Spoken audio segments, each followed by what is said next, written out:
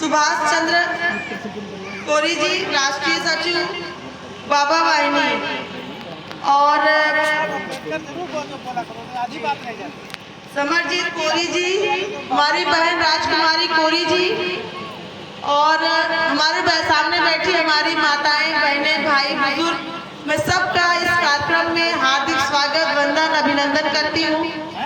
ये बहुत सौभाग्य की बात है कि आप लोग आज भारी मात्रा में हैं और इससे ये साबित होता है कि आप लोग जागरूक हैं। और अगर यहाँ हम लोग सुनने आए हैं तो कुछ सीख कर ही जाएंगे, ऐसे हम आशा भी आपसे करते हैं।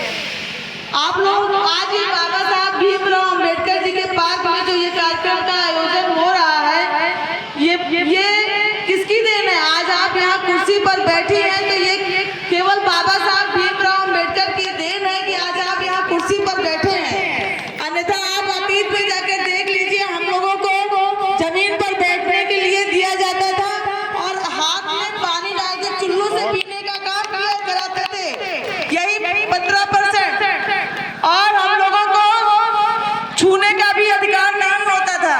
बाबा साहब भीमराव अंबेडकर जिस तरह से अपनी शिक्षा दीक्षा करके, जिस तरह से संघर्ष से आगे बढ़कर और ये महसूस किया कि जब मेरे साथ इतनी प्रताड़ना हो रही है, इतना जागरूक होके, तो हमारा समाज कितना प्रताड़ित होगा, कितना अत्याचार सह रहा है, कितनी वो वेदना सह रहा है, इसी को वो समझते हुए, देखते हुए उन्होंने एक संविधान बनाया। उस संविधान में समता मूलक एक आपको अधिकार दिया, जिससे आज आप पढ़ने की, बोलने की, बैठने की आपको अधिकार मिला। वरना ये अधिकार मंदिर, मस्जिद, गुरुद्वारा नहीं देता है, ये अधिकार बाबा साहब भीमराव अंबेडकर जी ने दिया था।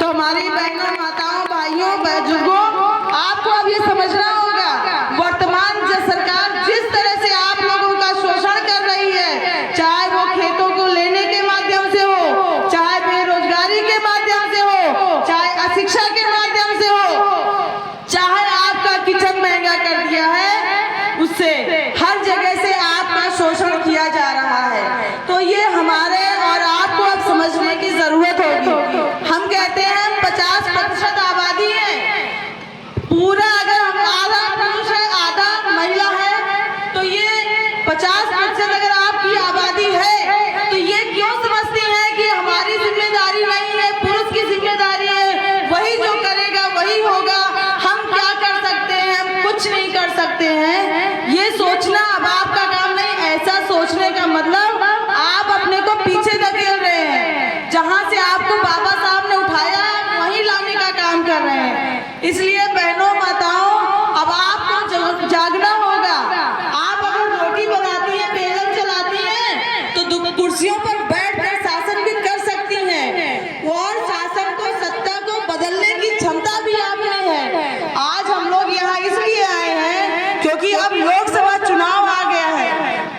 इस सरकार को आपको अपनी ताकत दिखाने का समय आ गया है, आपको बताने का समय आ गया है कि हम महिलाएं केवल घर ही नहीं चलाते हैं। अगर हम महिलाएं चाहेंगे तो ये पूरी सत्ता पलट हो जाएगा। इसलिए आप लोगों को आज जागने की जरूरत है। ये सरकार